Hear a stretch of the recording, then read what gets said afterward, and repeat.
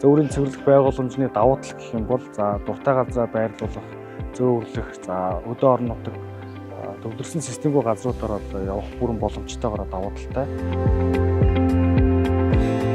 Контейнер тоноглох, доторлох ажил бол хийгдсэн. Рекер доторлоо. Рекнийхаа дотор талд бол базаалтаар дулаалж гисэн байгаа. Гадна талын нэг басаад гадна талаас нь дулаалж өгөөд ингээ ард талаас нь сайддаг. Ингээд гадна болон доторх ажил бол ерөөхдөө дуусч байгаа. Одоо бол яг бид цэвэрлэх байгууламжийн дээр бол гарч ирсэн байна. Хоногт 6 м куб бохроос цэвэрлэх хүчин чадалтай Доперо 6. Оросын албаны улсын топ лека компани бол ийм 20 жилийн туршлагатай компани бүтээгдэхүүн байгаа.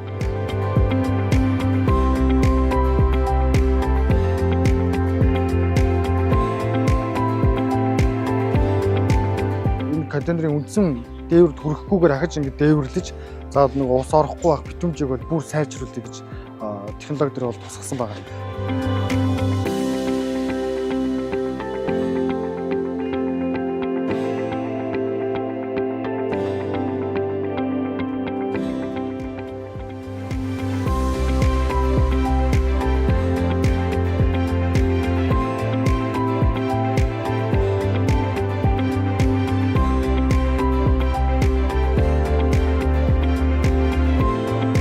Нэгдсэн үндэсний байгууллагын хүүхдийн сан, хүүхэд бүрийн төлөө.